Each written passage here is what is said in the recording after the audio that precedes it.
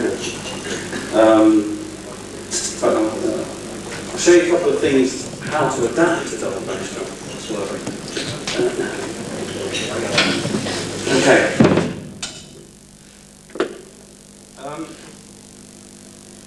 Yeah, the first thing is, I mean, you know, you've got your one bass drum, you know what to do with that, that's fine. Then you've got this bass drum, and you think, well, what am I going to do with this one, you know? Oh, I know what to do. That's alright. You know, you want to use it that way, that's okay. You know. What else can I do with it? So, what I try to do, I've treated it like a snare drum. The snare drum can go.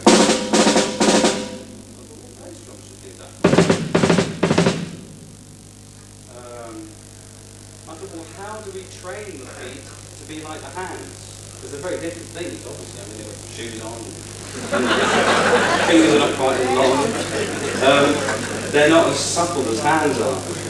But I thought, well, we've got to find a way of making it work. So I adapted straightforward hand exercises, just like I was doing.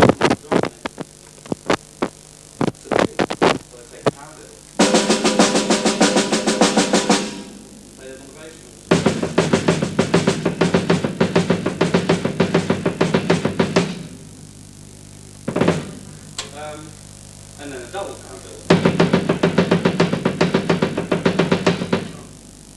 And then maybe a double stroke. And then maybe double with one and one with the other.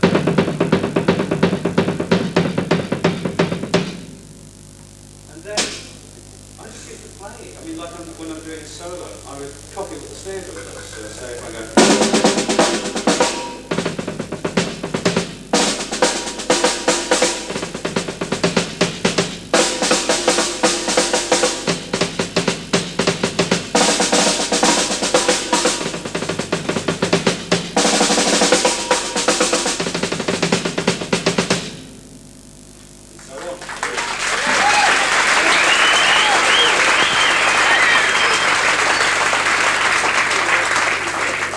So that's really, you know, how to, you know, thought of how to, you know, use the two bass drums. Yes? If you've got your top and bottom skins the same on your toms, obviously you're not sacrificing any tension on the top skin for miking up. Or are you sacrificing any tension? Any less tension than you would desire for the miking up situation? No, I don't think so.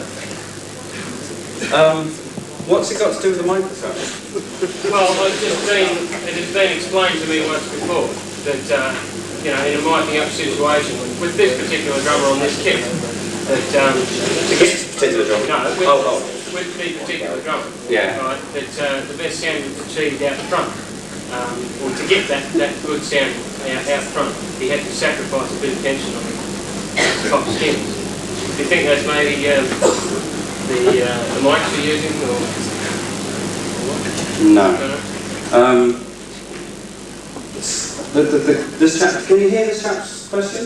Yeah. No. Okay. He's asking me about the tension of the drum head, whether it affects what the mic does to the drum. Am I sacrificing any head tension, you know, for the microphone? The answer is absolutely no. This microphone, all it does is make this drum louder. That's the whole reason for these things to be, and there's no other reason that a PA system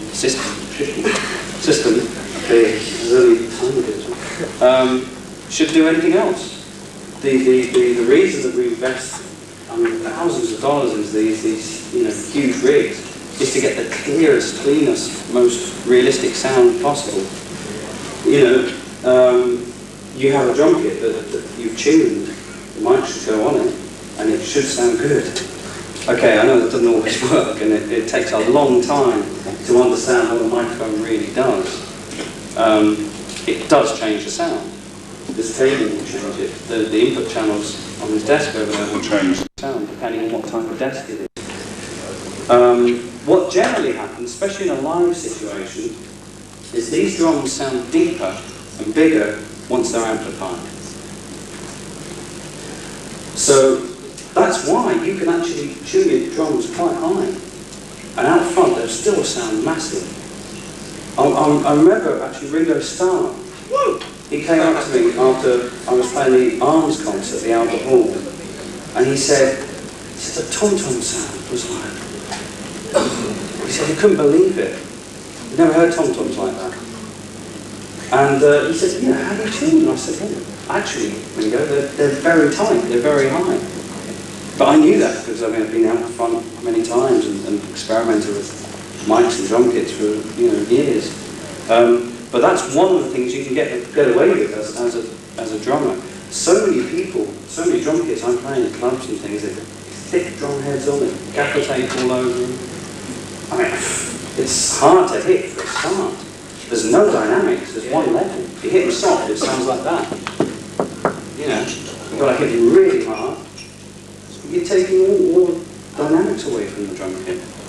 And all the guy up front's doing is boosting his mic gain. There's not enough volume coming off this. So he puts the mic gain up with the microphone, and then you get more rings. It's louder, that's why. Then you have to put more gaffer tape on. And you go around in circles.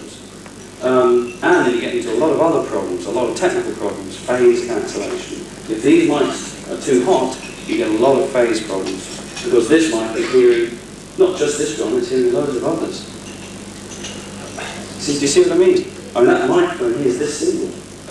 But the way that I've even set the drum kit on. I did set the drum kit. So it's actually has sort of been designed to mic it up. Not only from a playing point of view, and not only for this Z-Hand business with the tom-toms, I actually even designed a way where I put things, so from an engineer's point of view, it would be easier to mic. And, this one, this is probably the most problematical one. That's going to pick up a lot of ride syndrome. But at least it's a fair amount of distance away. The hi-hat will probably pick up a lot of snare drum. But it has been, the whole kit has been designed to mic up. So I really wouldn't, I know it is difficult to, a lot of people have heard drum kits when they ring and they don't sound very nice if they're ringing wrongly. But if they're ringing rightly, wonderful grammar, they sound fantastic. That's the difference. In fact, I'll tell you what, I'm going to show you what the drum kit sounds like, totally acoustic. Let's switch off the front panels and the monitor and this little mic as well.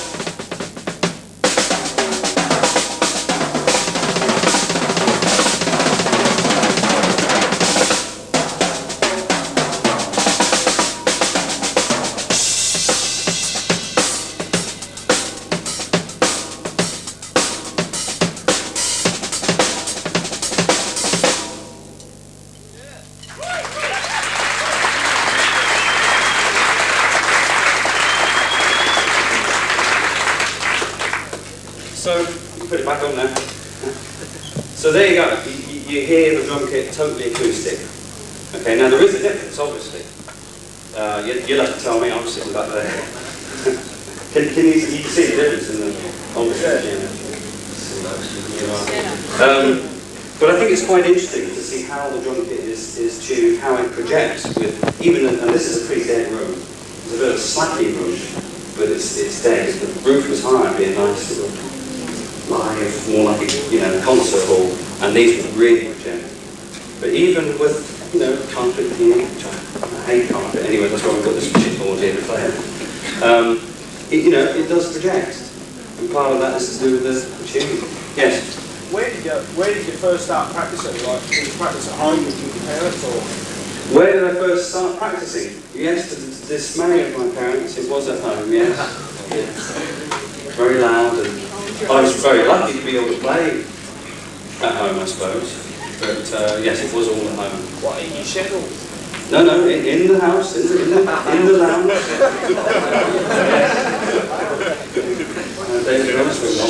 Yes. Do you get your solo ideas from anyone in particular, or do you just muck around and you find a good solo idea? Do I get my solo ideas from anyone in particular, or do I just muck around and basically, yeah. No, obviously, a lot of the playing has come from listening to a lot of different people. And by listening to people and copying them, you slowly develop your own style.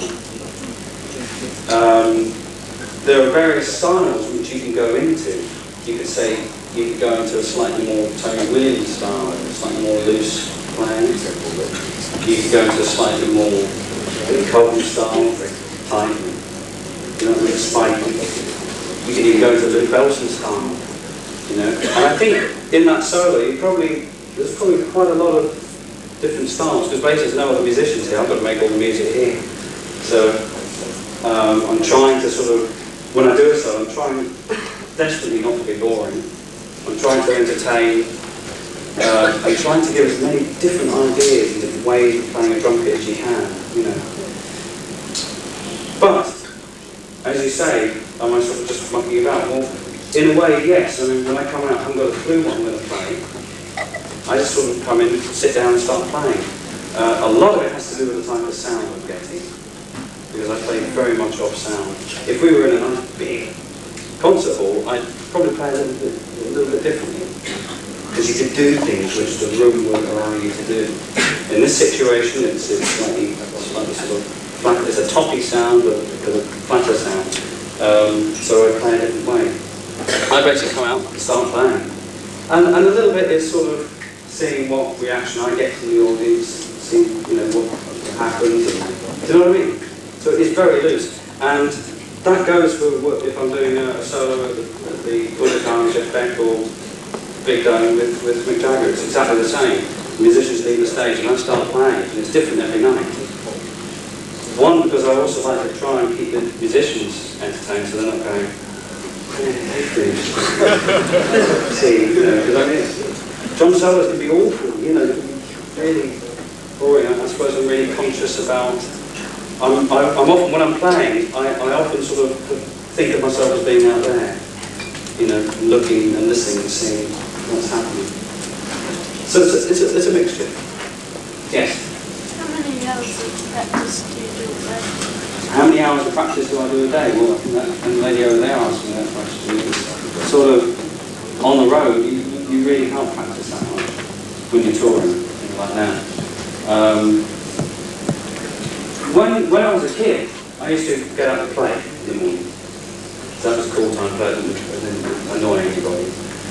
But I would only play for maybe an hour, 2 hours at the most. But I was very young, and I would stop playing, get my cowboy gun, playing outside, do you know what I mean? Because that's the age I was. I was still, you know, still going to school, doing homework, and then just playing. I'd go to school, come back from school, first thing I'd do was play the drums, but only for about an hour. It wasn't big long stretches of playing. I think that's quite important.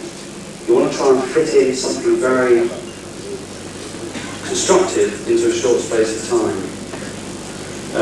It's a loud instrument for a start. You really start, you know, going numb, chords and things in your ears. It's important to keep fresh, but also it is important, you know, to put the hours in as well. I think you have to find a good thing. Yes.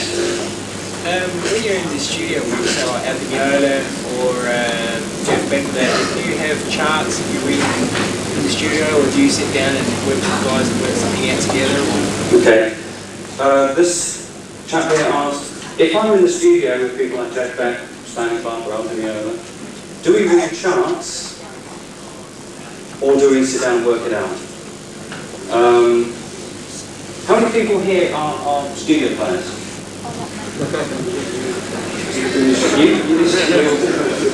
How many people here who are drummers can read music, read drum music?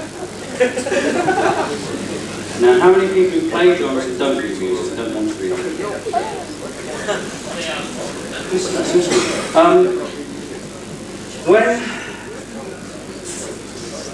When we work with those guys, let's go back 10 years, because nowadays it's a little different.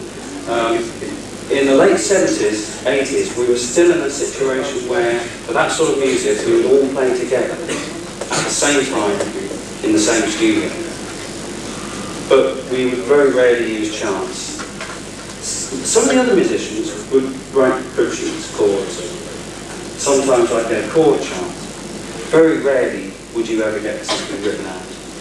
Now, people like Pete Townsend and Jeff, I mean, you'd never get anything written. You just listen to the demo. In the case of Jeff's album, well, I wrote some of the material anyway, so I knew it. But we actually did write a part out for the bass player, because he hadn't played it before.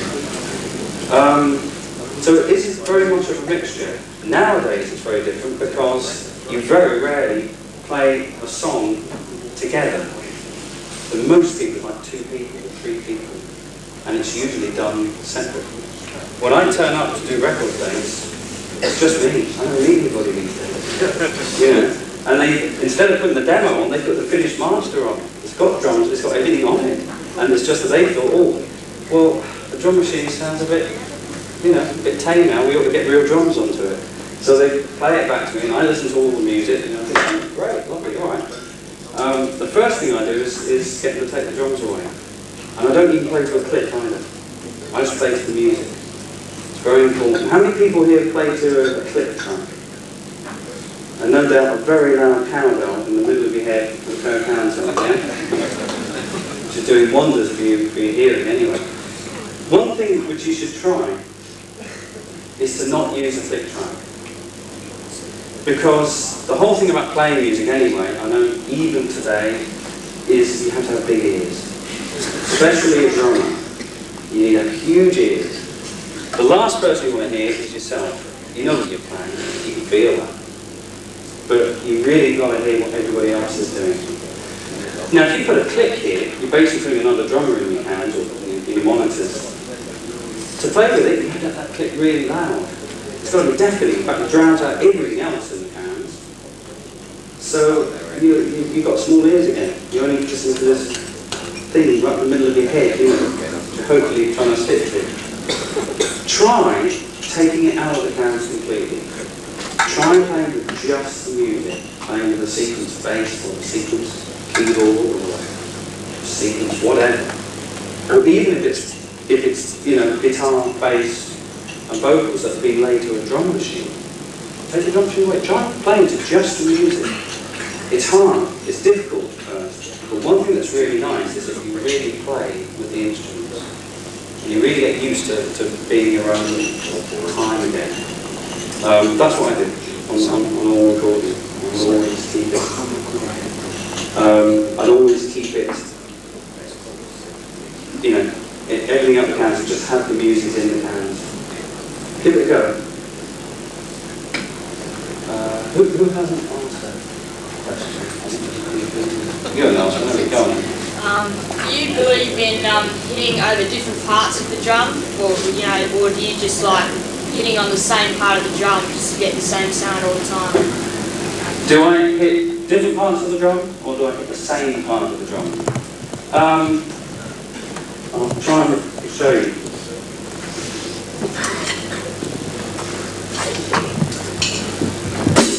If I'm playing a backbeat, it would always be in the same part of the drum. The pedal would always be in the same part as well.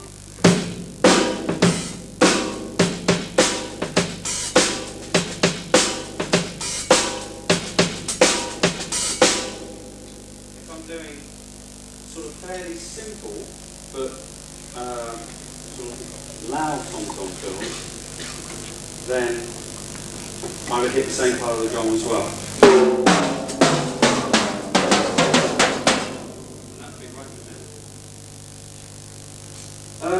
the snare drum, if I were playing softly, I would move off the centre.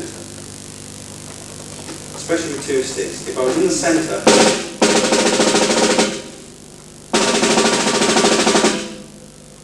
okay, there's a slight difference in sound.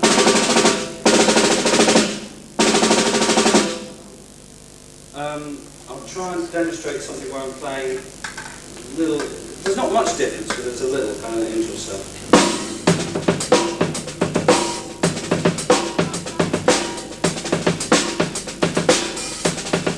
It's really interesting watching it. It only moves about that much. The big difference is really how I'm hitting the drum. The backbeat is hit with the tip and the rim. Okay, the whole stick is just going. The little notes are just the tip.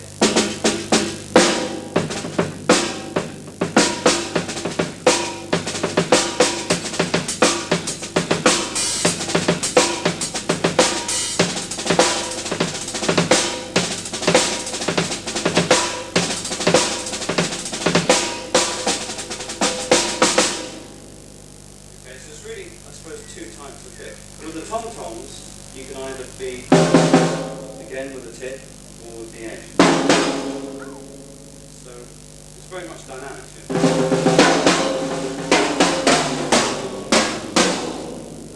That's just thrashing. You know, everything's hitting everything. But I suppose, really, actually the tip does tend to hit the middle. When you're running around toms wildly, occasionally you get a few wild hits. But that's life. But generally, if you look at my drum heads after I play with them, most of the marks are sort of within a, you know, sort of 6-inch, 5-inch radius. If you start doing things like this, you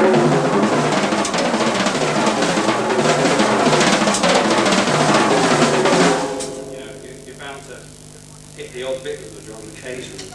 But generally, yes, it's in the middle. And cymbals is really important. In fact, there's probably more movement on the cymbals, like the right cymbal. You've got the tip, you've got the...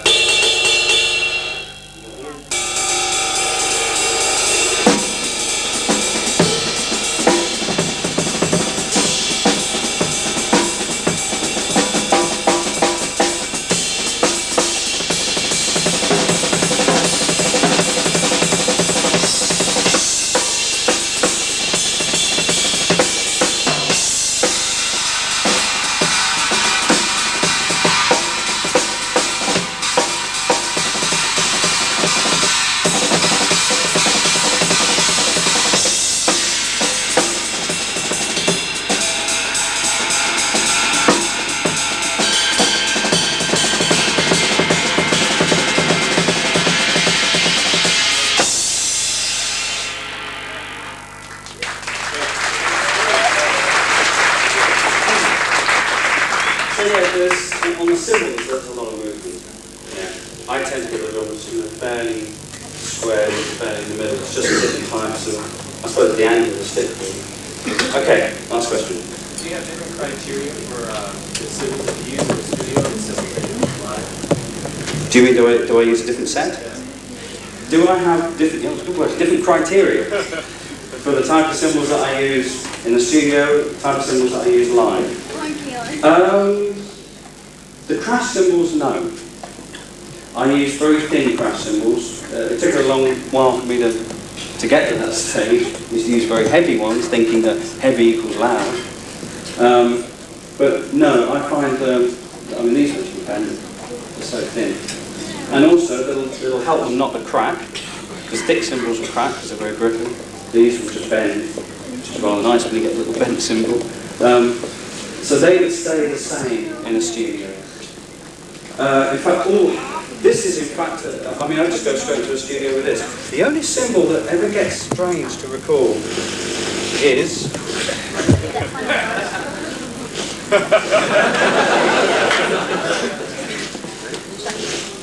this one. This rides him, but this one on the microphone. Pitch it up. On me, over there. Okay. Alright. That one over there, the ride cymbal. That's the one that changes the most. And I would either use that or I would use one of these Z power rides, which are very heavy, so it's very pingy. That's probably the only one I'd change. But the hi-hats, the crashes, everything else would stay the same. I used to change cymbals when I used different weights, but now I'm using this sort of set with much thinner cymbals. I don't need to. And I also like to, when I'm recording, I like to use 2 overheads. I don't like to use 3 overheads because I suppose I'm a bit old-fashioned here. There's so many mics on the rest of the kit. I like to at least have one that goes left and one that goes right. You know, very simple. If you put other microphones into the stereo picture, you get other problems. You get phase problems. And it doesn't sound as natural, it doesn't sound as nice. So I've spent ages trying to get a position for the 2 overheads to pick up a very wide drum kit. When I record, I don't usually have this one, because that's the only one that doesn't really pick up so well. So if you count from there all the way around to there, those 2 mics will pick up a really nice, simple sound. And in fact, a nice kit sound, really. Live is slightly different. You've got the problem anyway of this loud guitarist over here, bass player over there who's spilling into those, so you might as well bring them down closer anyway. You might as well use more. But essentially it's the same. It's the same drum kit, the same cymbals, same heads, same tuning for most of the albums that I do. That's how you're hearing it today, in fact. Now, you might get a record, you might get 3 records when you get home and go, well, that sounds a lot different from that one. How can the tuning be the same? Well, different studio, different engineer, different producer, different, you know, and on it goes. But basically, it's the same drum kit. Okay, well, listen, that's enough questions and things. We're going to have a little draw, I think. Right, I'll leave that for this. If you've got your door ticket that you got when you come in, if you want to find that. While you're finding that, I just want to mention that there's in fact a special on Simon on Friday, June the 3rd on Triple M FM, which is 93.7, between 9:30 and 11 o'clock, when they're going to be playing a selection of songs that Simon's played on, plus they'll be playing some of the new CD, his solo album, plus there's an interview that he did earlier today. So that's on Triple M FM, which is 93.7, on Friday the 3rd of June. And I'm still on English time, so I haven't got a clue. That's next Friday? Yeah, okay, we'll get someone that we'll get this wonderful poster that I was privileged to be at. This was a great day when we took this photograph. It was a good day. And they'll sign it, so whoever wins it will be personally signed to you by Simon. Kurt, you are. Oh, I? Oh. Donkey. Get my one, get my one, get my one.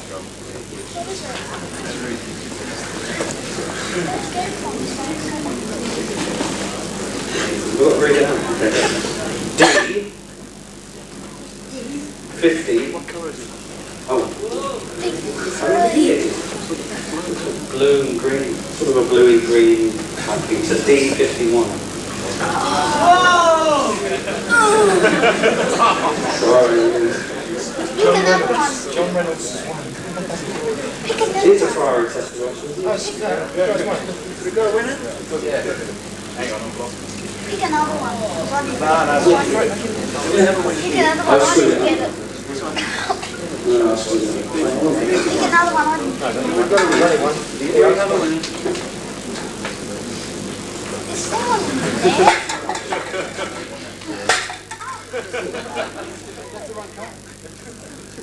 It's a green one. Look, D51, it's a green one.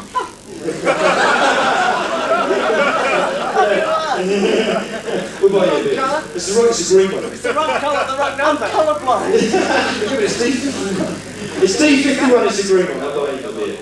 Oh, incidentally, afterwards, there's supper and stuff available. There's food and stuff if anybody wants anything after. I'd be nice to tell you. Anybody got D51? It's a green one. You get a consistency. Has anybody got it or not? I lost it. No. We'll go for another one. Stay there, you might be lucky. I've got D39. Can you see yellow? Yeah. Yeah? Right. D33. D33 on a yellow. Here it is. Hey, you got your own show on TV or something? I've got a word with the people, I can give you a show, you're great. And it went before it came on for you. Where's all these people gone? Here he is. No, he's got his beer. 3 pints of lager and a straight glass. Well, we're going to have a third time lucky. Stay there. Stay there. Get on out. Oh, here we go. Here we go. The white one is E78. E78. Here we go. Yeah. Oh, here he comes. Yeah, look. Yay!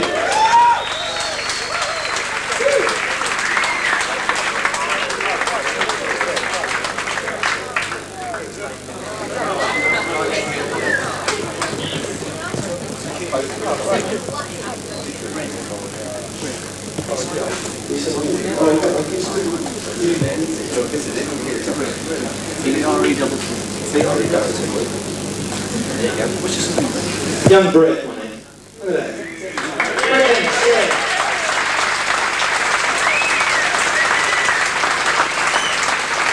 Play the drums? Play the drums? Great. There you go. What a boy. Right, put him down. Right. Okay. So, now, does anybody want to hear you play any particular grooves or any records? Ivy Davis! Oh, come on. What is their album? Well, I didn't play them. I'm talking about stuff that I play. Oh, I play your favourite beat. An easy one. Star Trekkers.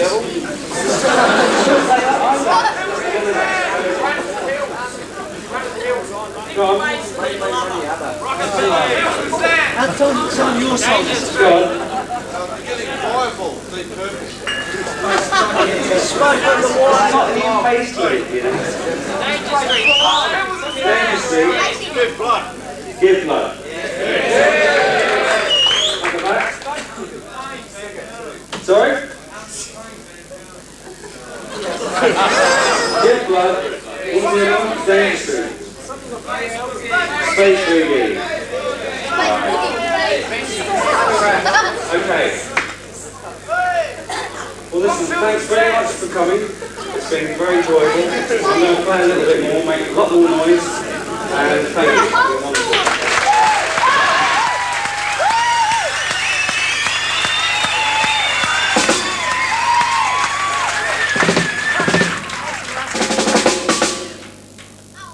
Space boogie. Very slowly.